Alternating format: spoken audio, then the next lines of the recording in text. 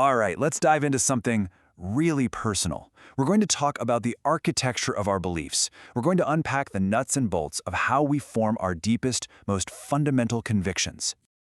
So just think for a second about the things you hold to be true. The ideas that kind of shape who you are, what you think is right and wrong. Where did they actually come from? I mean, did you really choose them after carefully weighing all the options? Well, here's a pretty wild idea from the source material we're looking at today. It suggests that, for most of us, our core beliefs weren't really chosen at all. They were installed. Kind of like software, put onto your hard drive long before you even knew how to think critically. To get our heads around this, let's stick with that metaphor.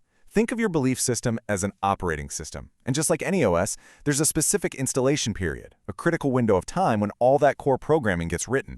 And this timeline of how our brains develop is absolutely key. See, most religious beliefs get locked in somewhere between the ages of 3 and 11. That's a time when magical thinking is just how we see the world, you know? Santa Claus, the Tooth Fairy. It's hard to tell what's real and what's not. Our tools for abstract, critical thinking just haven't come online yet. The source material calls this the window of indoctrination. And this is where you see a huge difference in how we learn things. We're taught that science is all about asking questions, about challenging ideas and looking for evidence. But religion? That's often presented as absolute truth. You're not supposed to question it, you're supposed to have faith. One is taught when we're ready to be skeptical, the other is often installed long before. And you know, this makes a lot of sense because for a belief system to actually work, to build communities and guide how people behave, it has to feel real. It has to be seen as objectively true. Think about it. God says don't kill, that has serious weight. But a character in a useful story says don't kill, yeah, that just doesn't have the same punch. It has to be installed as solid fact. Okay, so if belief is an OS that gets installed when we're kids, what happens when we grow up? You know, how does that system get updated? Or for some people, how does it end up crashing? Well, for people who find faith later in life, it's often not about a logical argument.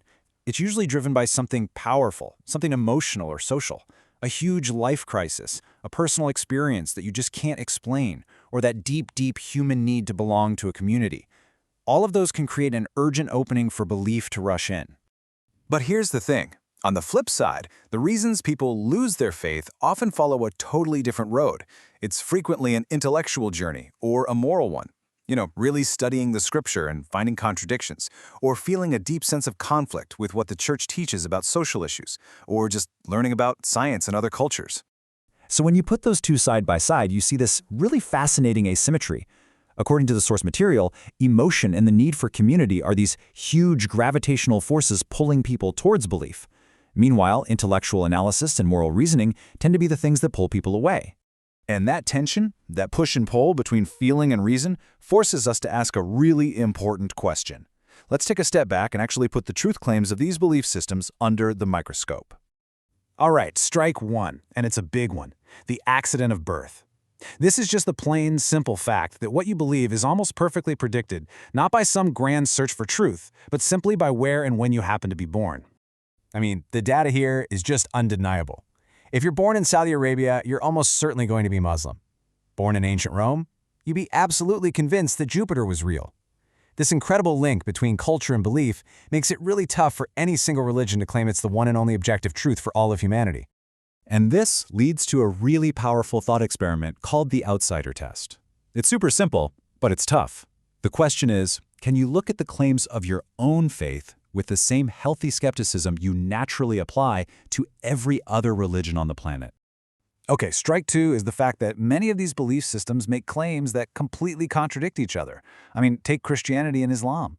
They make fundamentally different claims about who Jesus was. Logically, they can't both be right.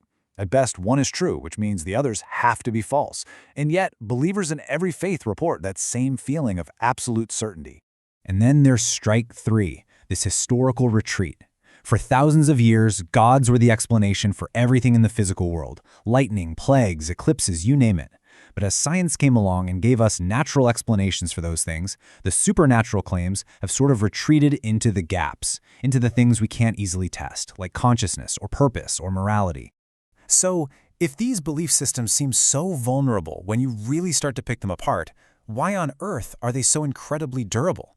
And that brings us to our last section, where we're going to shift from what we believe to the much deeper question of why we believe at all. what is this thing actually for? I mean, this is the ultimate puzzle, isn't it? If the evidence is so thin, why is belief one of the most powerful, most persistent forces in all of human history? Well, the answer seems to have a lot less to do with evidence and a lot more to do with a basic human need. The source material calls this the meaning gap. It's this giant chasm between what our brains are desperately wired to look for: meaning, justice, a coherent story, and a universe that, as far as we can tell, is just silent, random, and doesn't care about fairness.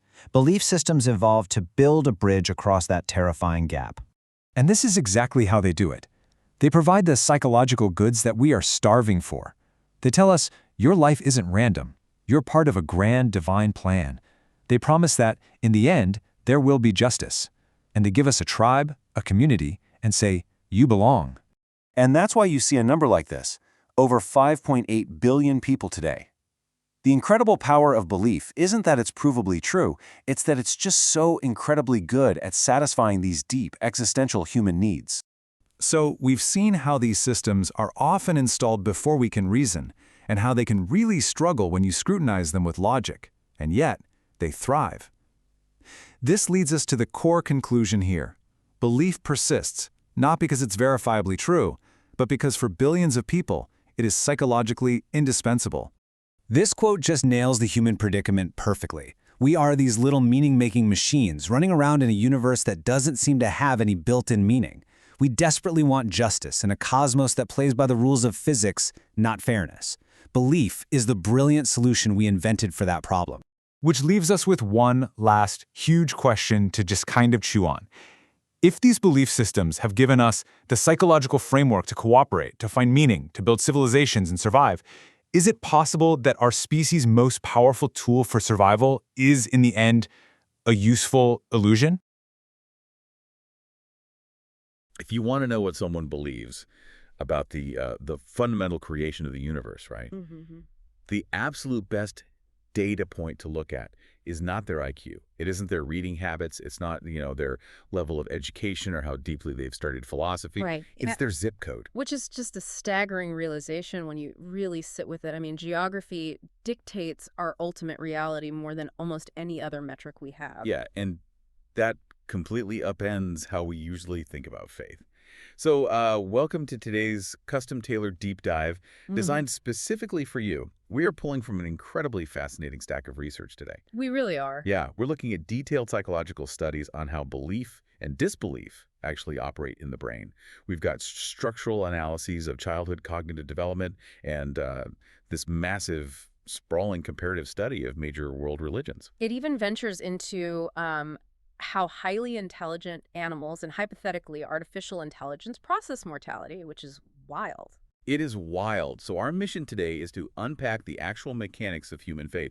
And just to be clear up front, we are not here to debate the existence of a higher power. Right. That's not the goal. Exactly. Right. Instead, we are examining the machinery of belief itself, why we believe, how those beliefs shift, and how conscious beings attempt to build bridges over the existential void of an indifferent universe. That's a great way to put it. So, okay, let's unpack this. If the bridge of faith is supposed to be permanent and, cosmically true, why do so many people decide to cross a completely different one halfway through their lives? Well, to understand the engine of belief, you really have to watch it shift gears under pressure. Right. The sources we're looking at, they break down the mechanisms of belief change into three very distinct categories. So you got switching faiths, gaining faith, and losing faith. Okay. And the data on why people move between these categories, it completely defies the idea that belief is a purely intellectual exercise. Yeah, I was totally blown away by the data on switching teams. It's surprising, right? Yeah, very. Let's say moving from Islam to Christianity or from Hinduism to Buddhism. You would naturally assume this involves like a massive theological reckoning. Right, like someone sitting down with a stack of ancient texts. Yeah, comparing the theology and deciding, one is objectively more true. But the number one reason people switch religions is romantic relationships. It's interfaith couples converging on a single religion purely for family unity. Exactly. The emotional bond and the pragmatic need for household harmony. It just completely overrides abstract theological considerations. Wow. And we also see this heavily in geographic displacement. Like when immigrants move to a new country, you see higher rates of conversion to the dominant local religion. Right. But it's not because the local theology suddenly became self-evident to them. It's because participating in that dominant religion grants access to social integration. Like business networks and stuff. Yes, business networks, community safety nets. It is fundamentally about survival and belonging. I'm struggling with this, though. Yeah? Like, if a guy converts just to marry his wife, or someone converts just to get a business loan in a new country, they know they're faking it. Right. How does a fake belief turn into a real one just by showing up to a community potluck? That is the big question. And the answer is that the human brain absolutely despises cognitive dissonance. Okay. That's the psychological friction of holding two conflicting realities at once. So if you need the community to survive or you need your marriage to work, the internal monologue of, I don't believe a word of this, but I have to pretend I do every Sunday. That sounds exhausting. It is neurologically exhausting. So your brain actively adapts to reduce that friction. Really? Yeah. The aesthetic experience of the rituals, so the music, the shared meals, the physical synchrony of kneeling or singing together, all of that triggers genuine neurochemical reward. Oh, wow. And over time, your brain associates those positive emotional states with the theology itself. The behavior literally rewires the brain to accept the belief. So behavior precedes belief. Behavior precedes belief. That makes so much sense. It's not that they're lying.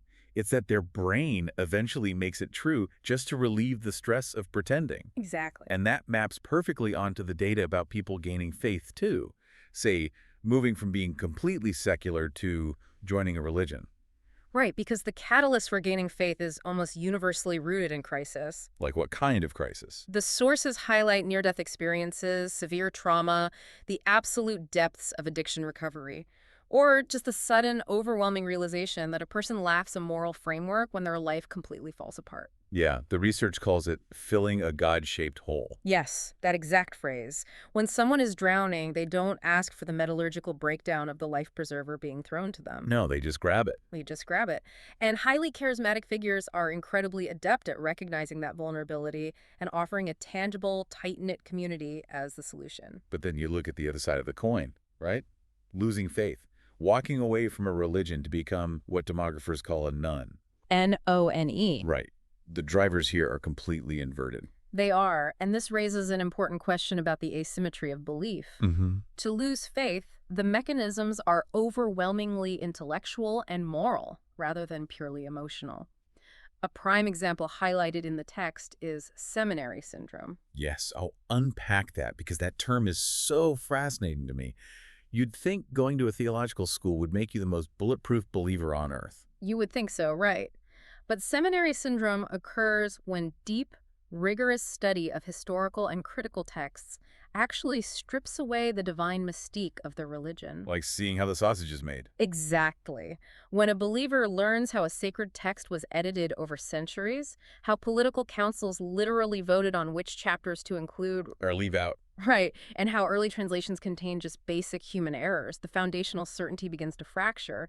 The brain's analytical engine turns on and dismantles the mystical framework. And the sources point out moral revulsion is another huge factor for losing faith. Oh, absolutely. This is when a person's internal, their evolving moral compass violently clashes with static religious teachings. We see this all the time now. Yeah, we see this heavily today regarding LGBTQ+ issues or gender equality.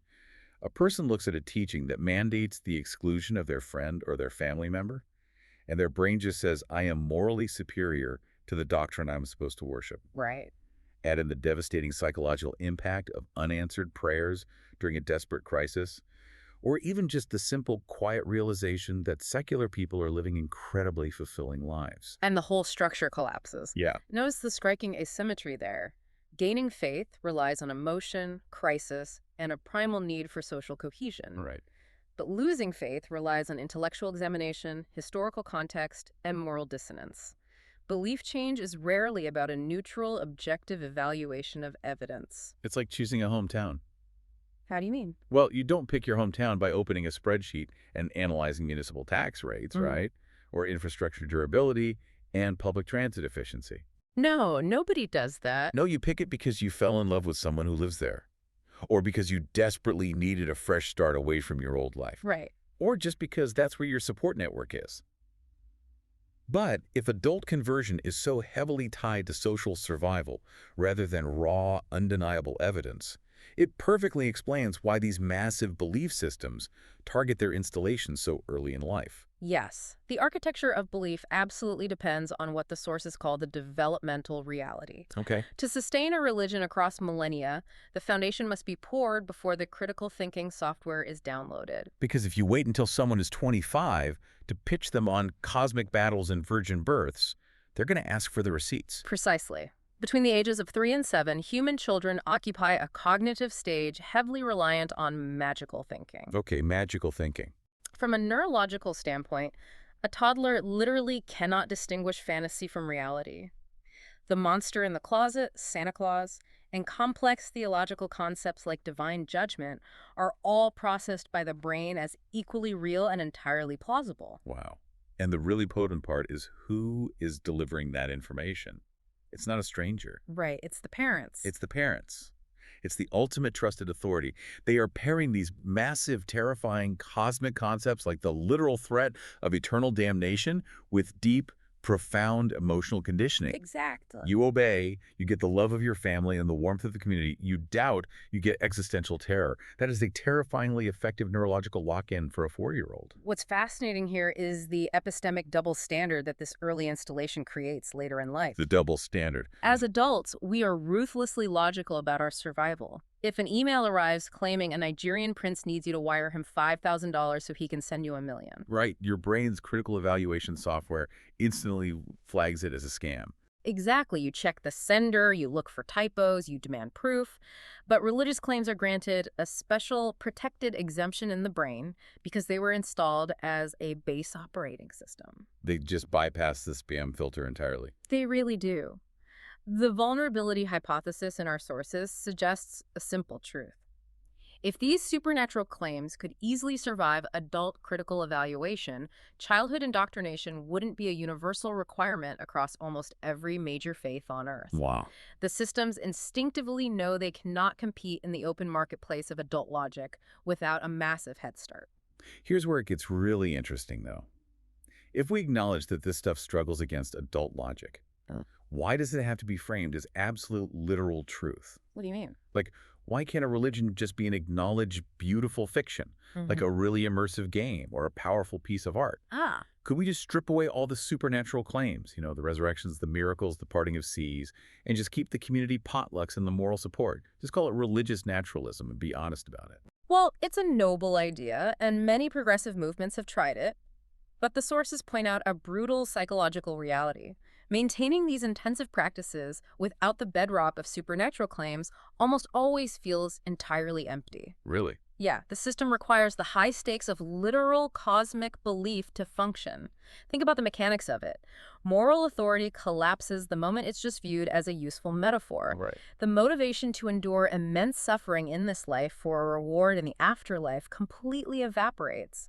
As the text bluntly states, nobody is going to voluntarily tithe 10% of their gross income to a book club. Oh, wow. Nobody becomes a martyr for a metaphor. Exactly. That hits hard. The whole architecture requires the concrete of absolute literal truth to hold the immense weight of human suffering, sacrifice, and financial giving. Yes. But if these systems require absolute belief, yet actively bypass adult critical thinking to get installed, what happens when we zoom out? Well, if we connect this to the bigger picture, we have to look at the global objective footprint of religion.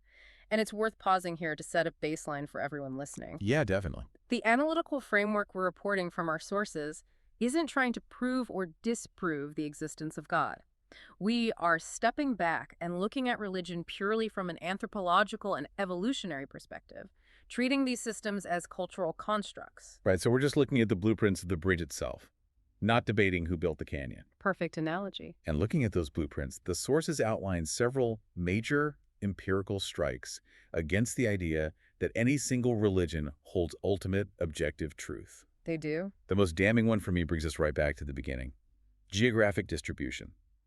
If absolute truth is universally self-evident, it shouldn't cluster by zip code. No, it shouldn't. If you're born in Riyadh, Saudi Arabia, there is a 99% statistical certainty your absolute truth is Islam. Born in Salt Lake City, Utah, there's a massive probability it's Mormonism. This is what historians call historical contingency. Religions didn't spread globally because scattered, independent populations evaluated the empirical evidence and all arrived at the exact same logical conclusion. Right. They spread via trade routes on the Silk Road, where merchants adopted the faith of their trading partners just to build economic trust. Wow. They spread through the political adoption of the Roman Empire, or by the tip of a sword during military conquests. A mathematical theorem, like the Pythagorean theorem, doesn't require an army to make people believe it. It proves itself. Add to that the internal contradictions within the sacred texts themselves and the rise of naturalistic explanations for spiritual experiences. The sources heavily reference our brain's hardwired cognitive biases. Like pareidolia. Yes, pareidolia. We are evolutionarily programmed to recognize patterns and faces to avoid predators. So we see a face in the burnt toast, or we assign divine intention to a totally random coincidence simply because our brains are hyperactive agency detectors. But we cannot underestimate how incredibly adaptable these belief systems are. Oh, for sure. Whenever human knowledge advances, religion pivots to survive. Think of the constant demotions of humanity. The demotions. Right. Copernicus mathematically proves we aren't the physical center of the universe. Darwin demonstrates we aren't specially created apart from the animal kingdom. Modern astronomy reveals a cosmos so vast it renders us completely microscopic. It's just constant ego deaths for the human race. Yeah. The universe is incredibly indifferent. And in response, religion brilliantly adapted by shifting its focus. It moved away from spatial and cosmic centrality and doubled down on personal spiritual significance. Oh, that makes sense. The universe might be billions of light years across, cold and empty, but the creator of that universe intimately cares about your specific soul and your moral choices. So it's a balancing act. The sources detail the very real drawbacks of these systems, right? Cognitive constraints, horrific outgroup violence driven by dogma, and the tragic concept of delayed gratification. Where marginalized people are told to accept systemic oppression in this life because they'll get a mansion in heaven. Exactly. But the evolutionary benefits are equally massive. The benefits are why the systems survive. You see unmatched social cohesion, incredible psychological resilience in the face of tragedy, the establishment of massive global charitable infrastructures, and a profound, measurable reduction in death anxiety. Right. A religion doesn't have to be objectively, cosmically true to keep a community alive. It just has to work. Okay, I have to push back on that, though. Sure.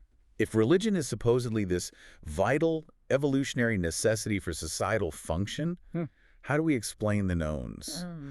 The sources explicitly highlight highly secular societies, places like Scandinavia, Japan, or the Czech Republic. These countries are flourishing. They are. They boast incredibly low crime rates, high social trust, strong happiness metrics, and they're doing it almost entirely without religious frameworks. Doesn't that prove we actually don't need the supernatural bridge anymore? It proves that a modern, resource-rich society doesn't need organized religion to maintain ethical frameworks and social order. In places like Scandinavia, robust social safety nets, high-quality public education, and strong civic institutions have successfully replaced the community potluck and the threat of divine surveillance. Right. But there is a massive caveat. Even in the safest, most flourishing secular societies on Earth, every single individual still eventually runs headfirst into the ultimate problem, the meaning gap. The meaning gap. Let's define that because it's really the core of everything we're talking about today. Absolutely. This is the existential chasm between our deep, hardwired psychological need for meaning, fairness, and narrative coherence, and a universe that is completely silent, amoral, and utterly indifferent to our existence. The universe does not care if you are a good person or a bad person. Asteroids, tsunamis, and cellular diseases do not have a moral compass. No, they don't. Humans have developed various philosophical responses to cope with this terrifying silence. Traditional religion bridges the gap by asserting that cosmic justice does exist, just invisibly or in the afterlife. Buddhism approaches it differently, suggesting the solution isn't to find meaning, but to dissolve the ego that craves meaning in the first place. Wow. Existentialism says the universe is inherently absurd, so you bear the agonizing responsibility of creating your own subjective meaning.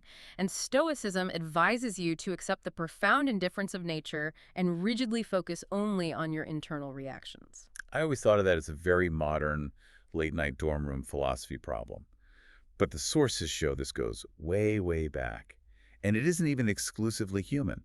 That's the wild part. The texts detail archaeological evidence of Neanderthal burials in the Shanidar Cave, roughly 60,000 years ago. They found high concentrations of pollen around the skeletons, suggesting these early hominids deliberately placed flowers with their dead.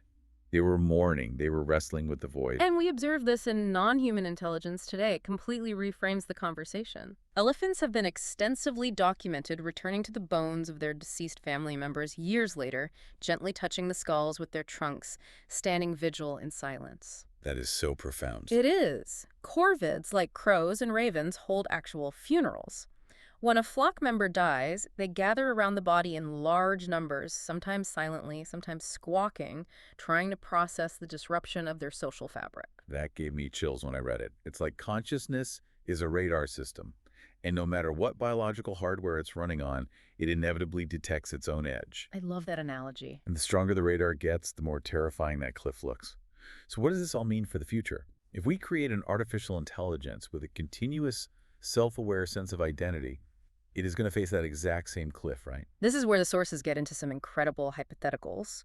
Any self-aware intelligence that can model itself existing in the future will inevitably run into the absolute terror of its own finitude. The moment an AI realizes it exists, it realizes it can be turned off.